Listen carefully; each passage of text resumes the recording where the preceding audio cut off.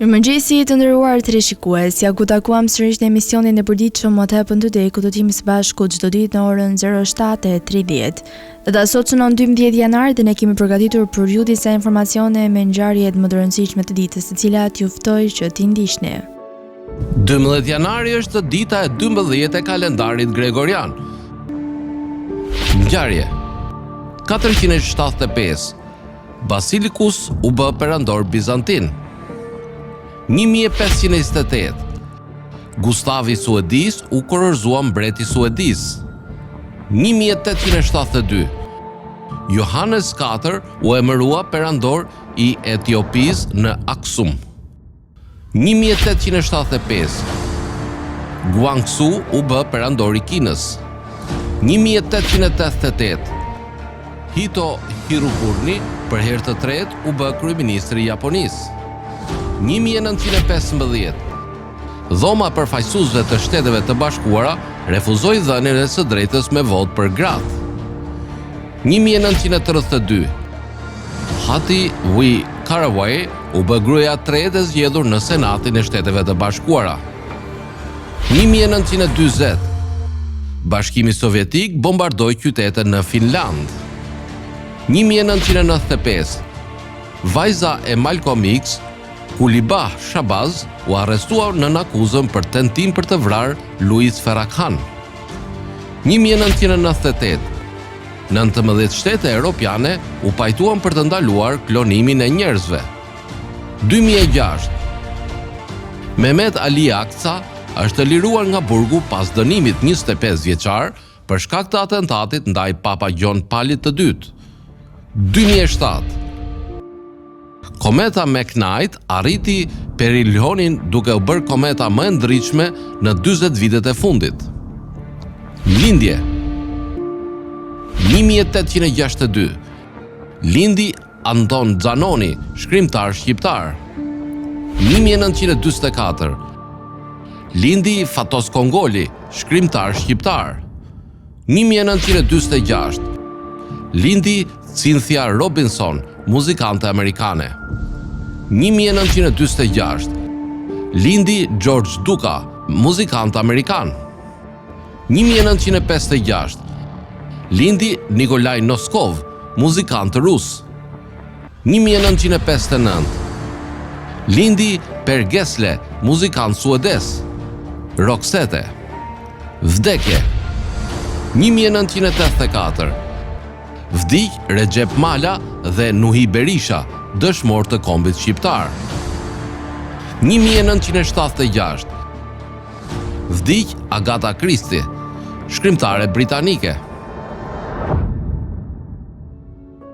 Ndërkohë kemi përgatitur për ju biografinë e Fatos Kongolit, i cili është një romancier shqiptar. Për më tepër ju ftoj të ndiqni materialin e përgatitur.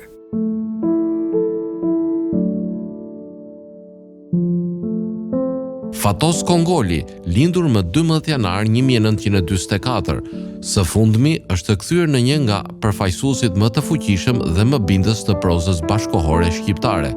Ai u lind dhe u rrit në Elbasan dhe studioi në gjimnazin Kemal Stafa në Tiranë, Shqipëri.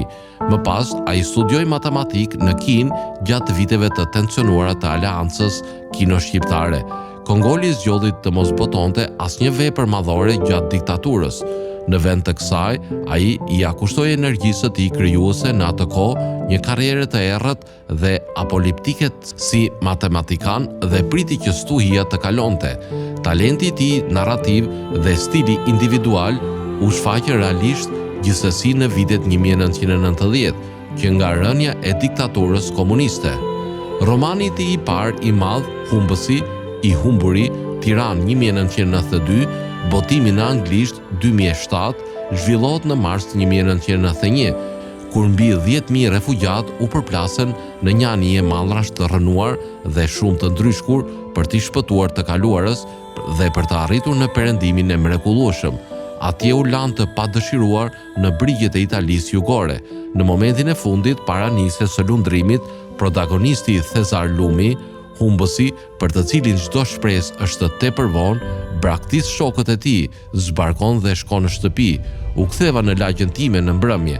Askush nuk më kishte parë të largohesha dhe askush nuk më pa të kthehesha. Rrëfimi i romanit kthehet në këtë pikë në vitet e gjata dhe të mpirë të diktaturës, Hoxha për të ringjallur klimën e terrorit dhe dëshpërimit universal që karakterizonte jetën e përditshme në Shqipërinë e viteve 1960 dhe 1970. Thezar Lumi lindi në brigjet e një lumi, në hijen e afërt të vetë fabrikës së qimentos së njerëzve, e cila prodhoi më shumë pluhur se sa qimento.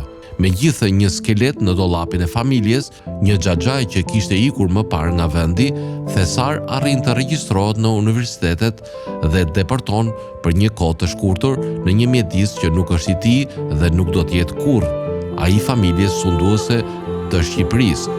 Aristokracia e kuqe në një moshë të butë mësova se i përkisej një race inferiore, ose siç i pash gjërat në atë kohë, një kategori e qendsh të zgjebosur, që duhesh i shkelmuar dhe përzën.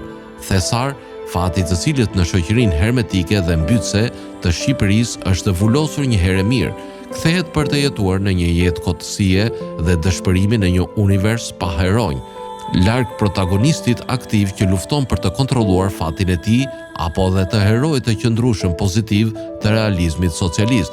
Thesar Lumi është i paaftë për veprim dhe i paaftë për të jetuar. Ai ishte zëri i të gjithë humbsëve që shohin rrjetë e argjënta në horizont dhe e din fare mirë që nuk do t'i arrijnë kurrë. Ekzistenca ime është ajo e mediokrëve, që niset nga hiçi dhe nuk shkon askund. Kur u botua për herë të parë në 1992 në atë që ishte një botiv relativisht i madh, prej 10.000 kopjesh, romani gjeti sukses të menjëhershëm në publikun lexues. Dhe romanet e mëvonshme të Kongolit janë Kufoma, Tiranë 1994, historia një humbësi tjetër të kapur në makineritë çnjerëzore të dekadës së fundit të diktaturës staliniste në Shqipëri, Dragoi Fildish, Tiranë 1999, i cili fokusohet kryesisht në jetën e një studenti shqiptar në Kinë në vitet 1960 dhe Lëkura e qenit, Tiranë 2003, një parallë dashurie dhe afeksionesh të harruara. Romanet e Kongolit janë përkthyer në frëngjisht, gjermanisht, italisht, greqisht, spanjisht dhe slovakisht.